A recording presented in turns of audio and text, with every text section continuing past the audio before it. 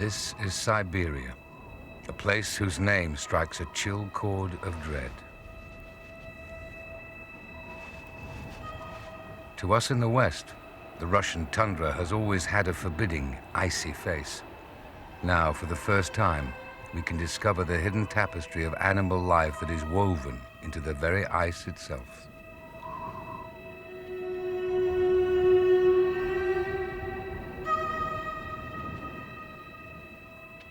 Siberia's natural treasures are not only locked behind the tundra ice. To the south, the frozen plains merge into the greatest forest on Earth, the taiga.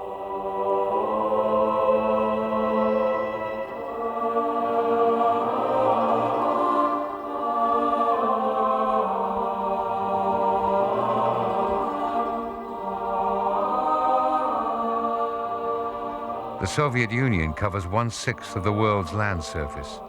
Its sheer size has had a profound influence on the climate. Nearly 2/3 of the country are covered by tundra and taiga forest.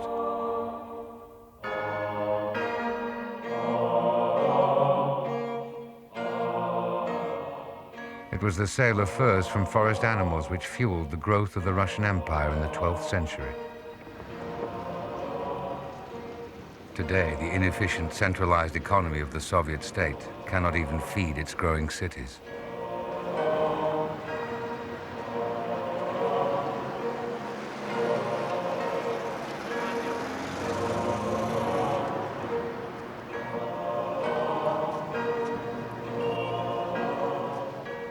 Under communism, grandiose 5-year plans assumed that the Soviet Union's natural resources were limitless and could be exploited indefinitely.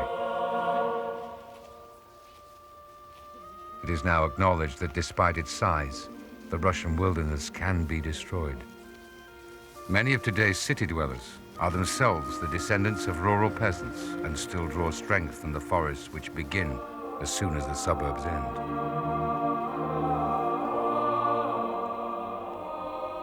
Twice the size of the Amazon rainforest, the taiga produces thousands of tons of berries, honey, birch juice, and herbal medicines. But the taiga is so vast that there are still dark, trackless places where animals have the forest to themselves.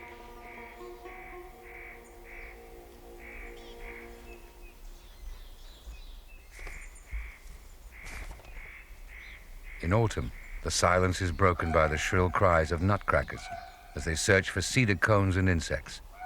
They cache seeds for the winter, hiding them beneath moss. In hard winters, squirrels often benefit from the nutcrackers' hidden stores.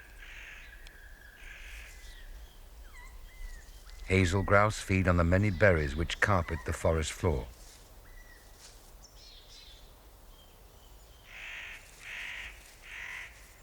One of the commonest game birds found in Russian forests, over 6 million hazel grouse are hunted every autumn for sport.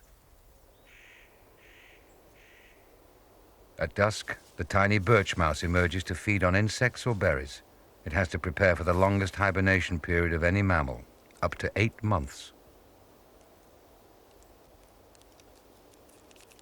Bank voles stoke up on fungi. Winter comes quickly to the taiga.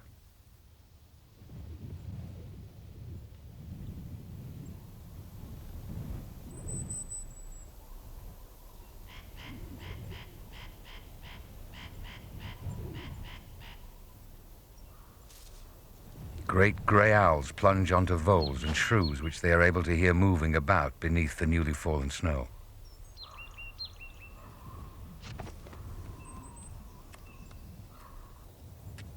The great spotted woodpecker wedges cones in the trunk of a tree to gain a better purchase while extracting the seeds.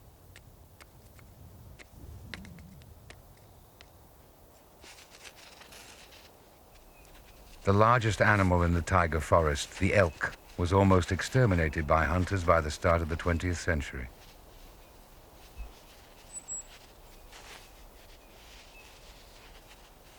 Despite their long legs, elk find it hard to move through very deep snow and often become stranded in drifts.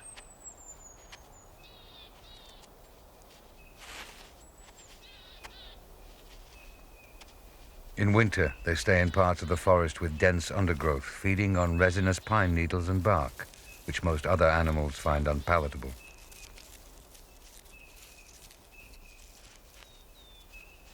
When moving through the forest, elk try to stay off well-worn tracks to avoid attacks by wolves.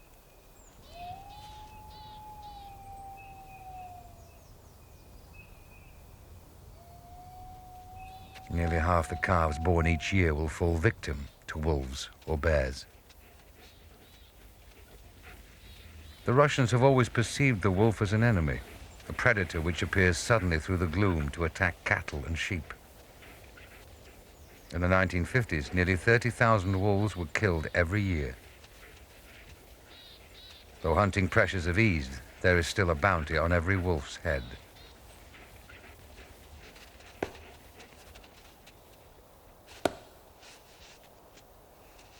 As November draws to a close, a low, watery sun sinks beneath the trees of the taiga by early afternoon.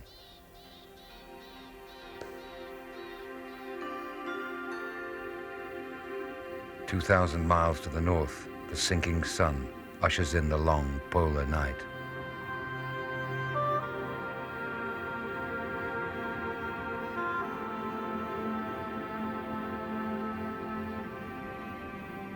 As the last ray of light is finally extinguished, a 3-month period of darkness begins.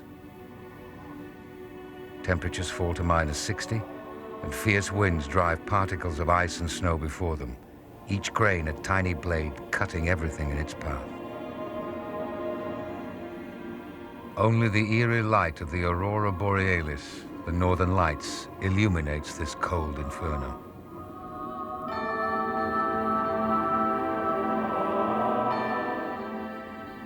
It is only by February that the sun rises above the horizon for the first time.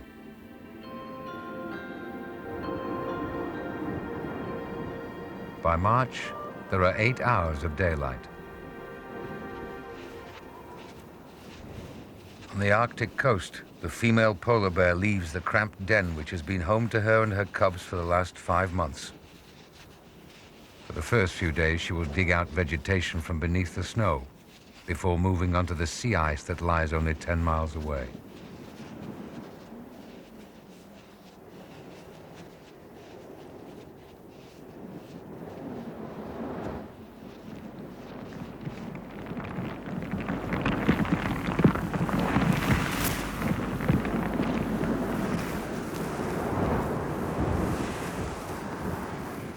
She stops to let the cubs rest and cradles them with her huge paws as they suckle the fat, rich milk.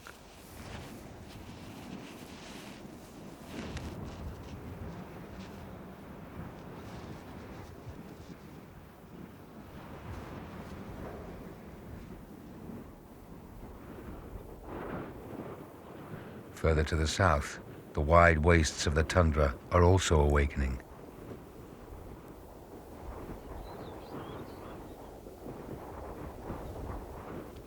Male snow buntings arrive early before the snow has melted to seek out the best breeding territories.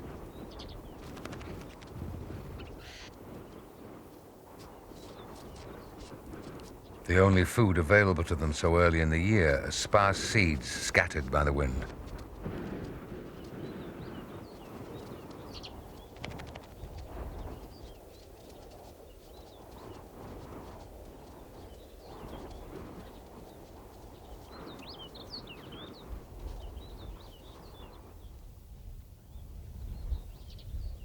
Stretching vistas of snow reveal the footprints of larger animals on the tundra. Arctic foxes have spent a solitary winter, but now they begin to pair, and everywhere there are 2 sets of tracks in the snow instead of 1. Throughout the winter, the foxes roamed from taiga forest to the sea ice. In March, they returned to re-establish their dens and hunting territories on the tundra.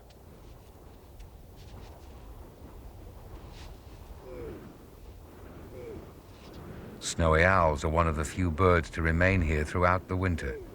Now they too search for a suitable nest site. The Arctic fox's white winter coat ensures that it is better insulated against the cold than any other mammal, a fact which has led to its undoing. Every winter, hunters set traps for Arctic foxes. These luxury furs are exported, but less exotic fur clothing is still essential to people living in northern parts of the country.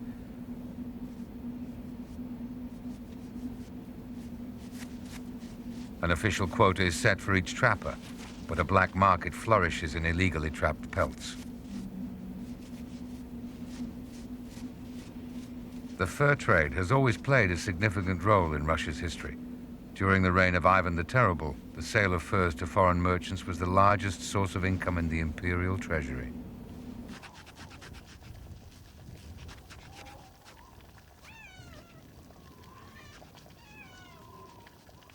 Fur trapping has always been a lonely way of life.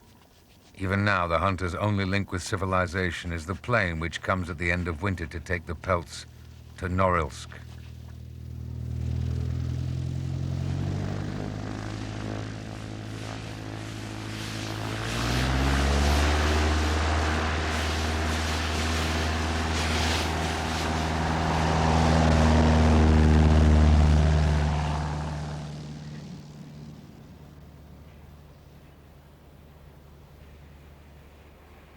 Now the largest town in the world north of the Arctic Circle, Norilsk was founded in the 1930s, using political prisoners to extract nickel, cobalt, copper, and coal. The Norilsk smelting complex emits 2.5 million tons of sulfur dioxide a year, the same as the whole of Canada.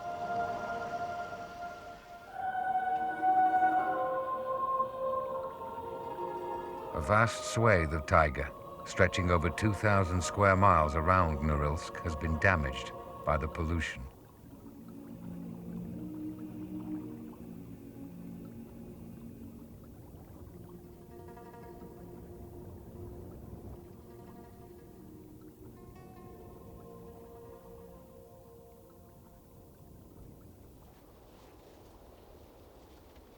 Ironically, the conquest of the Siberian tundra was only possible because the Russians learned from the native peoples who had always lived there. It was the vast populations of wild reindeer which allowed man to settle in the tundra many thousands of years ago. Even now, the Soviet Union has the largest population of wild and domestic reindeer in the world, over 4 million animals. The Nentsy people still use traditional lassos to select reindeer from their domestic herds.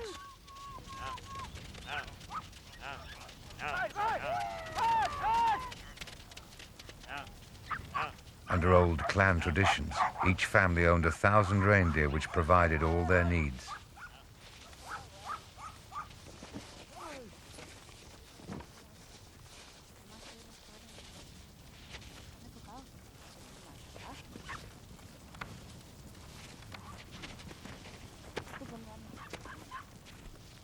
Since the 1930s, the Nentsy have been forced to settle in government-controlled collective farms and are restricted to much smaller pastures for their herds. There are now believed to be about 30,000 Nentsy living on the tundra today.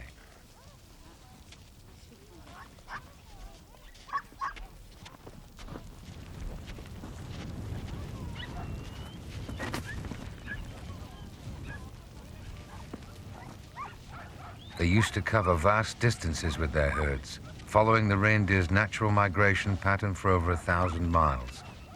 Now they range over a much smaller area.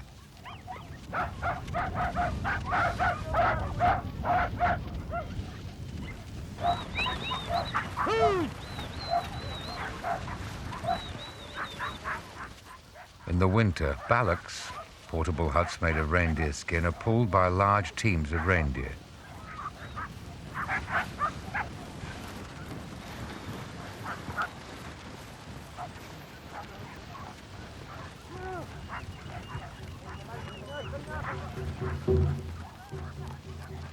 The Nentsy believed the tundra was peopled by spirits of lakes, streams, and mountains. Shamans, or holy men, spoke to the spirits by means of a reindeer skin drum.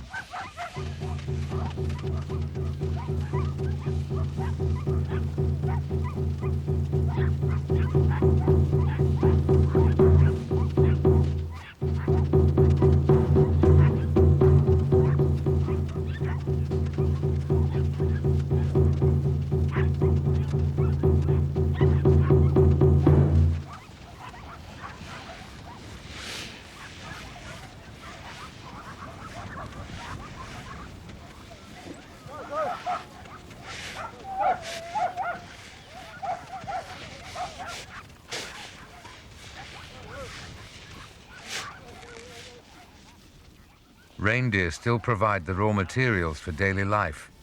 Long reindeer skin boots made from the thick fur from the reindeer's legs, the soles made from the curly fur on the forehead, which gives a hard-wearing, non-slip surface. The outer garment is a loose, ankle-length reindeer skin coat, lined with fur.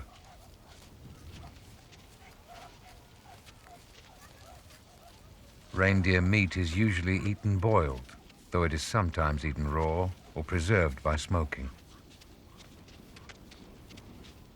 Up to 250,000 tons of reindeer meat from collective farms are sold every year to northern cities in the Soviet Union. In winter, the reindeer can smell lichens and green grass roots buried beneath the snow. They spend hours every day digging with the sharp edges of their splayed front hooves. A special enzyme, lichenase, allows the reindeer to digest the lichen. The reindeer's ability to subsist on plants which few other animals eat enables it and the Nentsy to live here.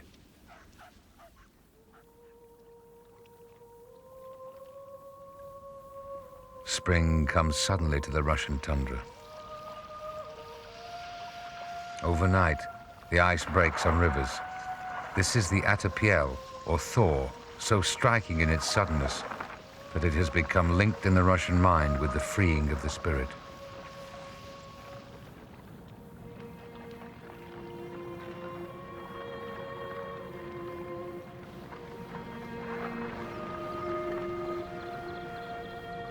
The floodwaters disturb one animal which has stayed in its fastness beneath the snow throughout the winter.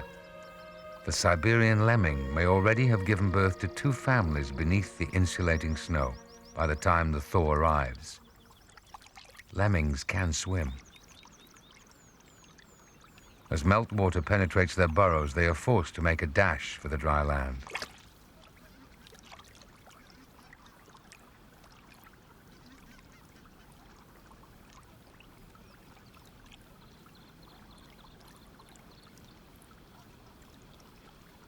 As the marshes and lakes begin to thaw, a vast larder of food which has been locked beneath the ice becomes available.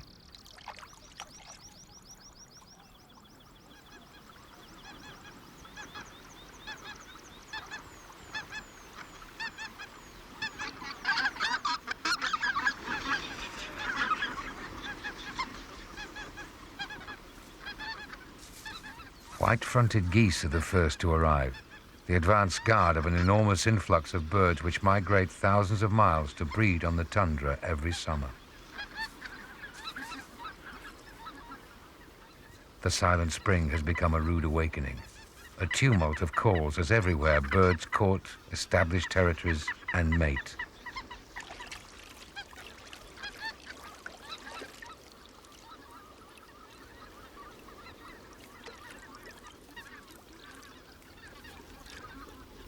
White-fronted geese paddle to expose the fleshy roots of sedges and cotton grass.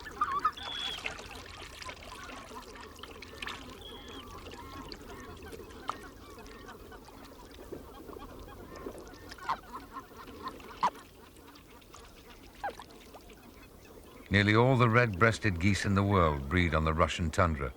They have to squeeze their entire breeding cycle into only 70 or 80 days. The birds mate as soon as they arrive.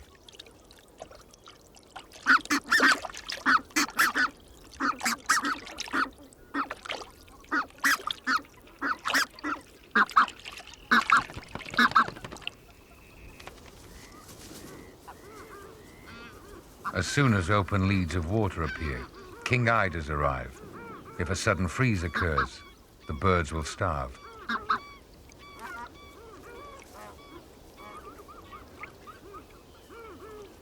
Male king eiders who have found a mate threaten rival males with chin-lifting displays.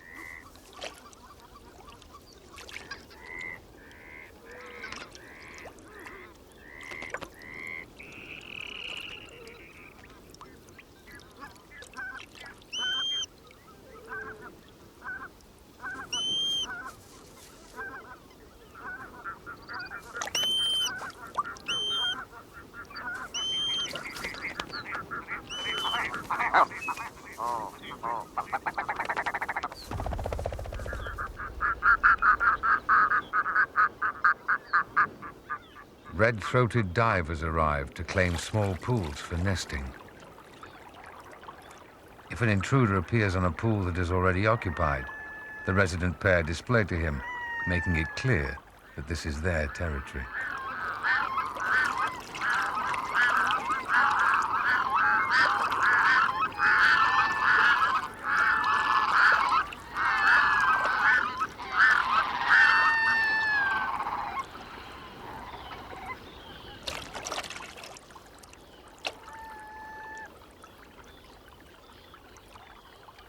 If there is one thing which unites all these birds in a common cause, it is the presence of Arctic foxes.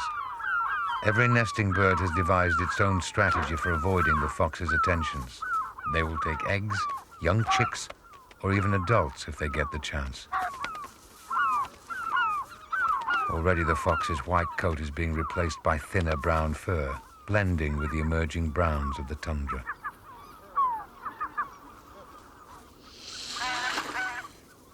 The large, white-fronted geese are certainly able to defend their eggs with aggressive displays.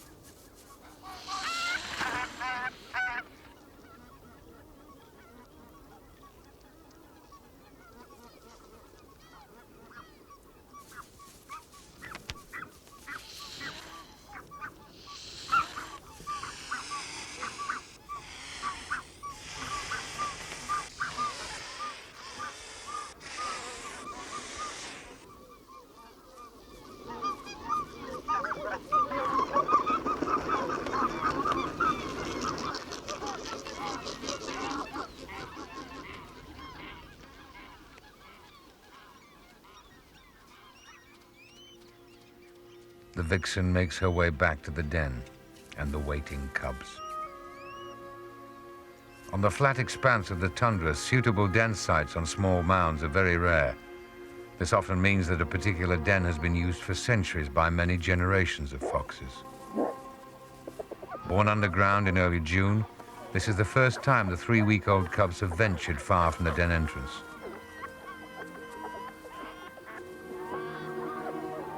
They are born into a fickle world, where sudden snow blizzards descend without warning, even in June. The fox's food supply is even more unpredictable. If there are not enough lemmings to go round this year, most of the cubs will die. In summer, the Russian tundra shifts into a strange time of perpetual daylight, the midnight sun, which lasts until the end of July. Wild reindeer leave the protection of the dwarf forest zone, where they have spent the winter, and begin the long migration north to summer pastures.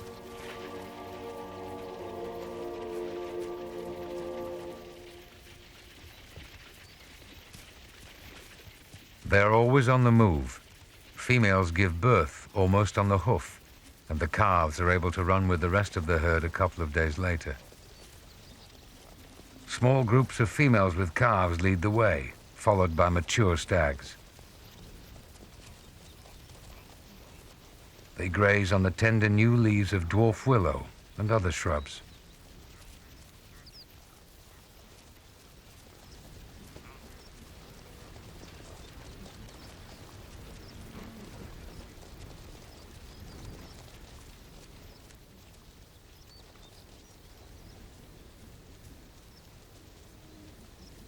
As the reindeer move north, they enter the realm of the snowy owl.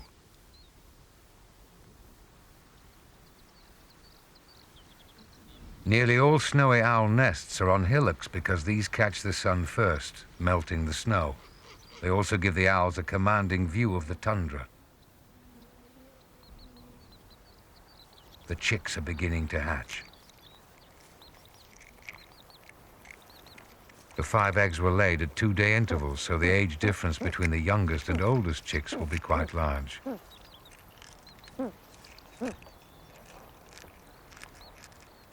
The female devours the eggshell, which is rich in calcium, and would otherwise draw attention to the nest.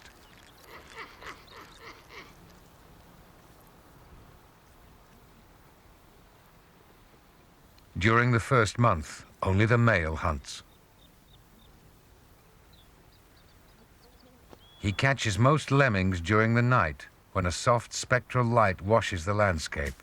This is also when the lemmings leave the protection of their burrows to feed.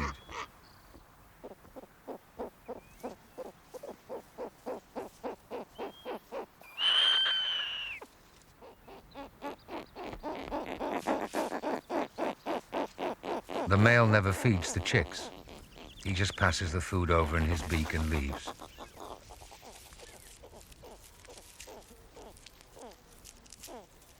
At first, the chicks are cloaked in thick white down, their eyes only opening on the 5th day. The female broods them almost continuously for the first 3 weeks, and her mate has to provide food for her, as well as the chicks.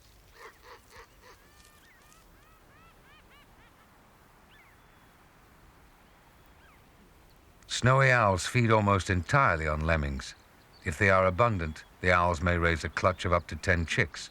If there are few lemmings, they may not breed at all.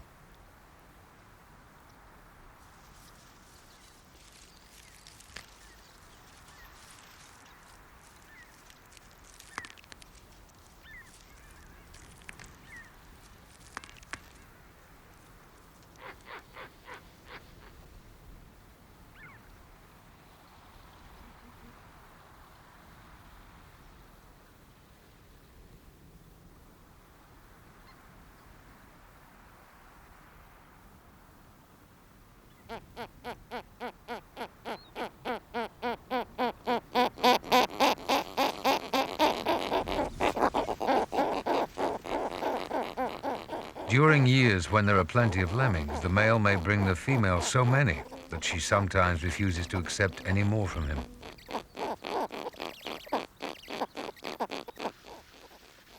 As patches of bare grass appear, lemmings run about searching for suitable nest sites. As the snow thaws, the lemmings become increasingly vulnerable. The soil is still too hard to dig, yet the protection of the snow vanishes day by day.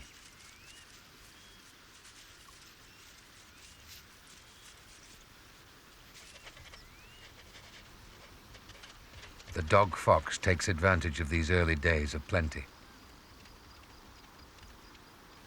For the first 6 weeks or so, the cubs still suckle from their mother, but are gradually weaned onto the monotonous lemming diet.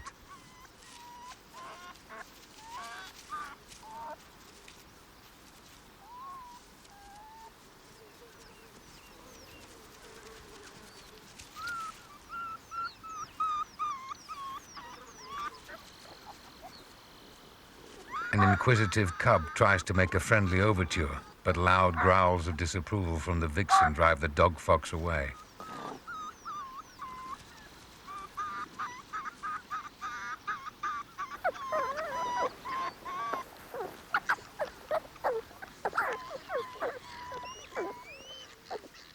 The vixen discourages the male from staying or having any contact with the cubs, worried that he will harm them.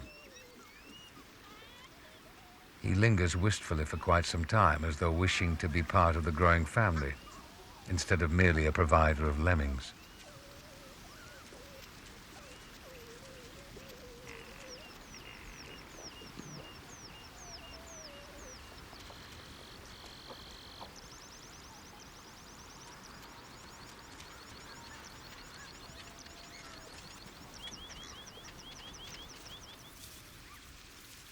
Meanwhile, the unfortunate subject of the fox's attention scuttles about the surface, gathering grasses to line her summer nest.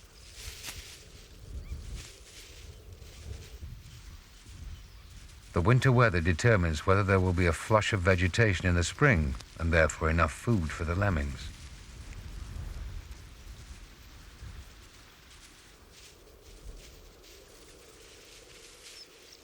By July, nearly every mature female is pregnant.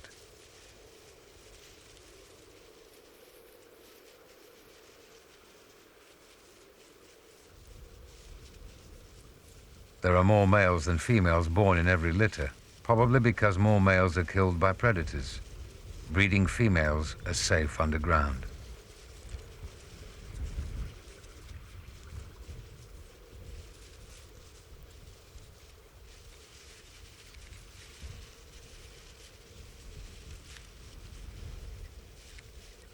These newly born lemmings will themselves breed within a few weeks.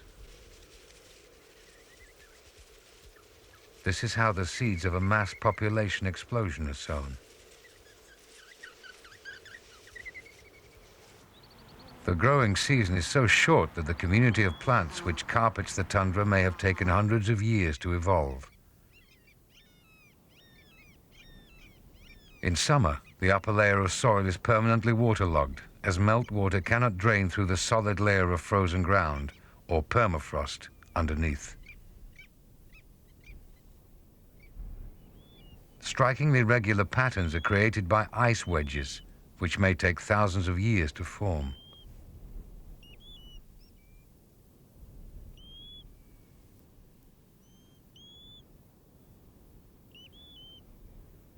The warm weather not only encourages plant growth, it also fuels the multiplication of hordes of mosquitoes, gnats, and biting flies. In a desperate attempt to flee the plague of blood-sucking insects, the wild reindeer are driven north towards the cool breezes on higher ground.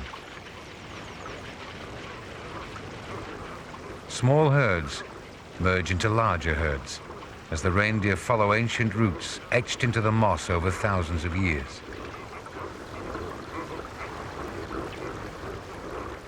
The broad hooves allow reindeer to swim well. The air is filled with the constant low grunts of mothers trying to keep in contact with their calves.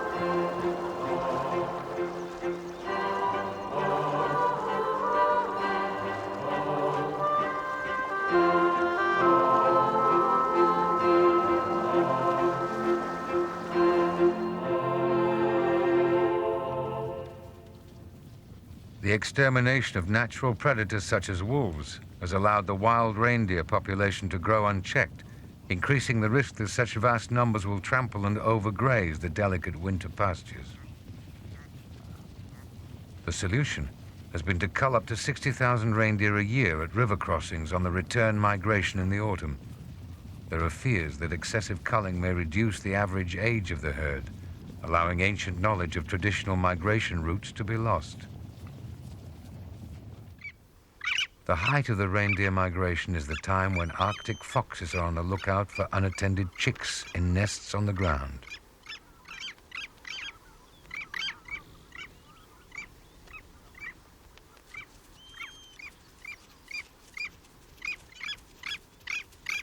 Long-tailed skuas know that attack is the best defense against the fox.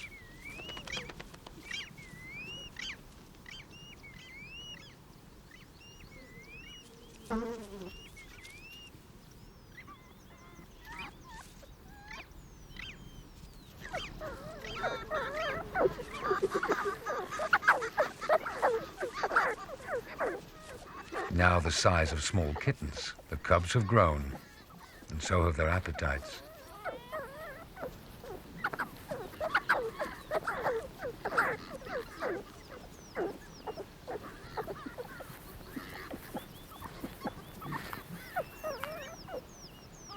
Each cub has a lemming to itself, which it carries off in triumph.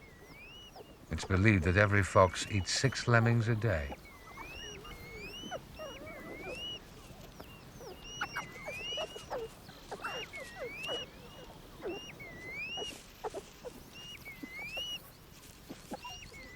Now the cubs are older, the vixen allows the dog fox to approach them. But he has little time for frivolous games and is soon cuffing his boisterous offspring around the ear.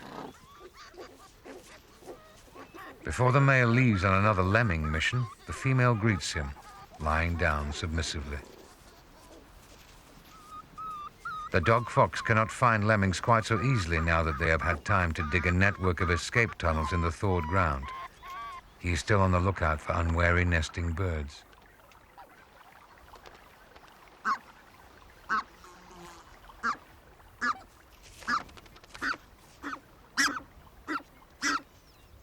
The red-breasted geese are obvious targets.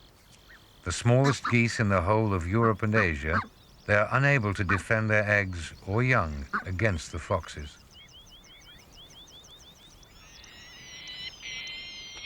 Peregrine falcons are also capable of taking red-breasted goose chicks. So why does this red-breasted goose risk nesting within yards of the falcon?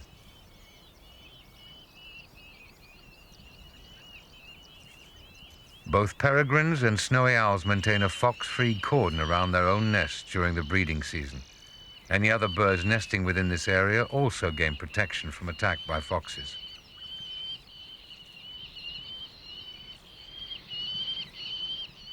This relationship is unique because while they are breeding, the falcons only hunt for food well away from the nest. They do not attack any bird that might be nesting close by, even if it is potential prey.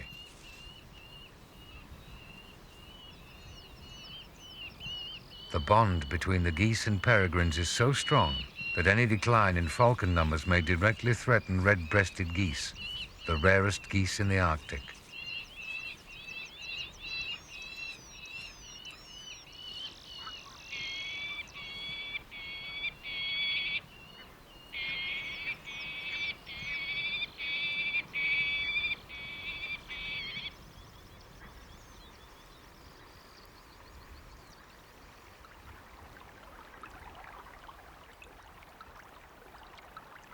As an Arctic fox swims silently ashore, it is unaware that it is being watched.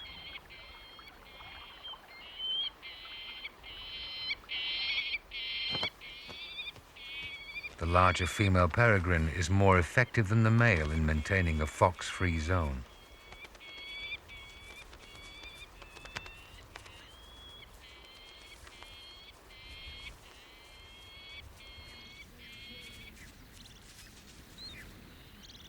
The unfortunate fox stops to slake his thirst in the snow, unaware that he has now strayed into the breeding territory of a male snowy owl.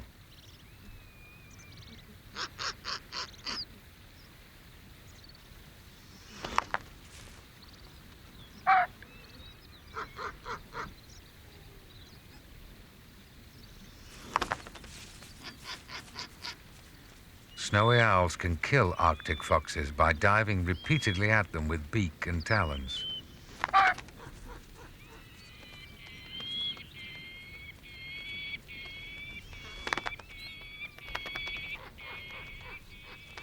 This time the fox gets away with only a few bruises.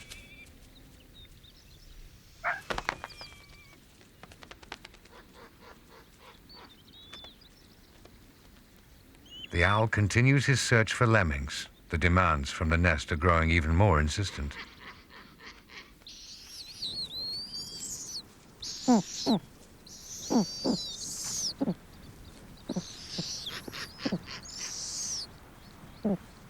The female and her eldest chick engage in a tug-of-war of greed.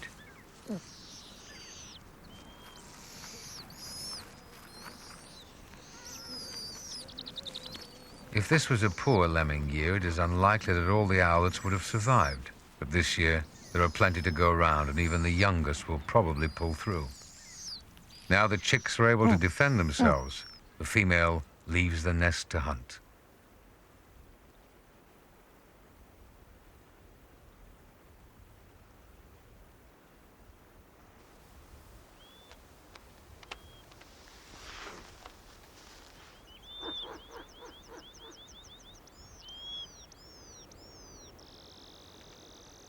Red-breasted geese have nested close to the snowy owls to gain the same protection they received from the peregrine falcon.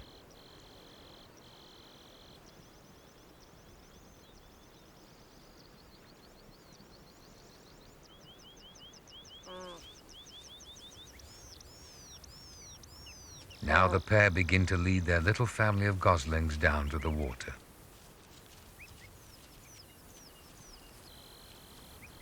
Red-breasted geese rely on good timing for success.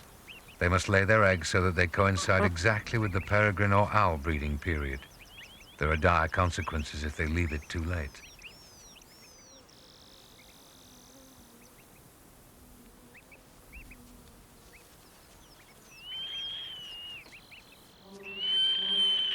As soon as the female owl is hunting again, the geese and goslings lose their protected status and become prey. They must get their family down onto the safety of the water and make their escape before she becomes a threat. Even adult geese are fair game for the larger female owl.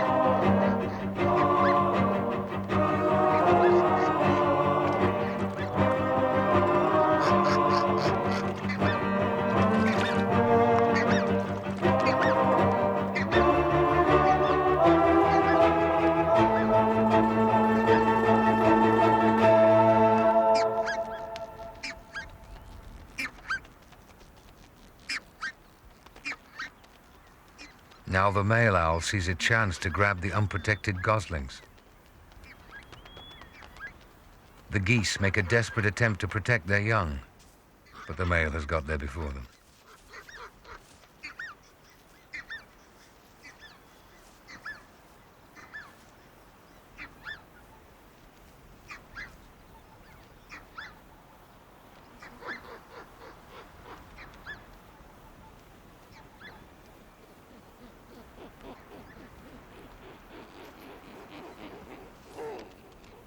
It is unusual for the geese to be caught out in this way. Most of them manage to shuttle their goslings onto the water and glide away to safety.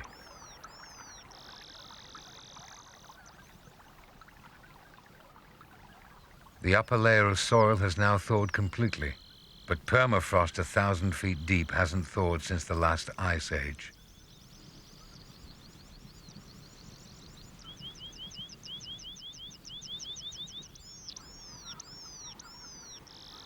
Foxes choose high, well-drained mounds as den sites because this allows them a sufficient depth of unfrozen soil to dig out their burrows. Many are abandoned unfinished because the foxes reach the permafrost layer too soon. Each new tenant cleans out the burrows and enlarges them into ever more luxurious abodes with extra entrances and a network of tunnels stretching for up to 90 square feet.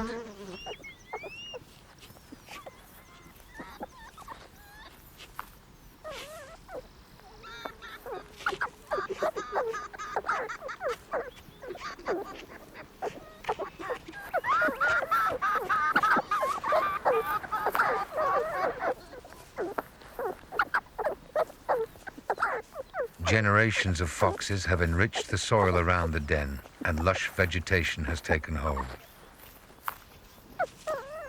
After a long shift at the earth face, the female retires, but the cubs refuse to leave her alone.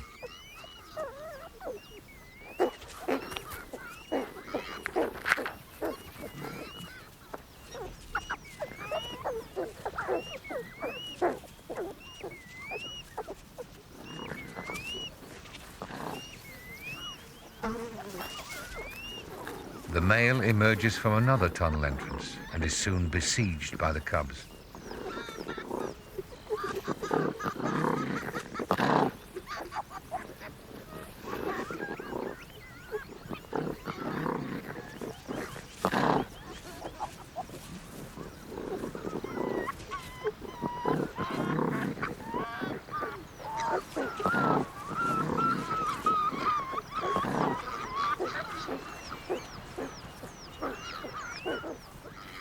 The parents stay on until the cubs are able to hunt for themselves.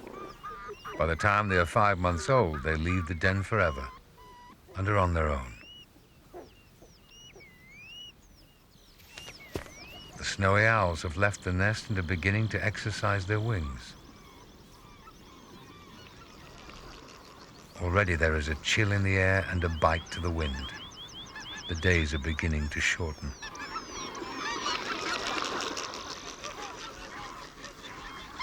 The white-fronted geese are on the move.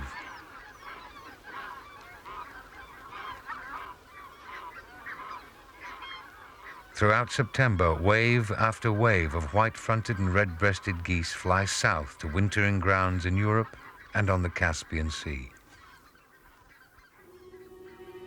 As the first snowfalls of the year whiten the tundra, the reindeer also head south to the forest tundra zone, where there is more shelter and the snows remain soft.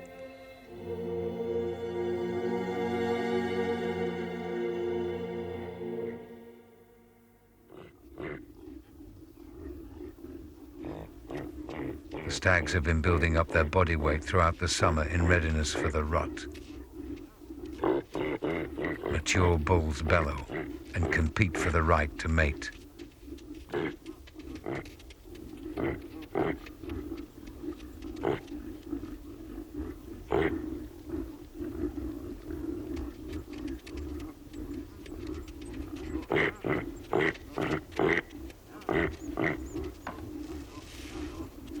If ill-matched, two bulls are unlikely to waste time and energy fighting.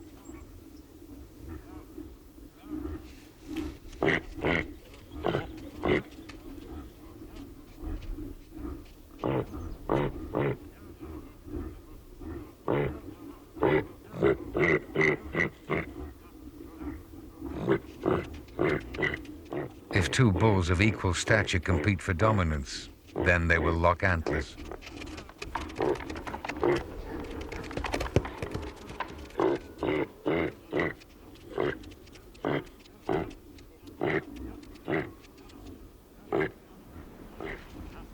The domestic reindeer are also returning to the shelter of the dwarf forest.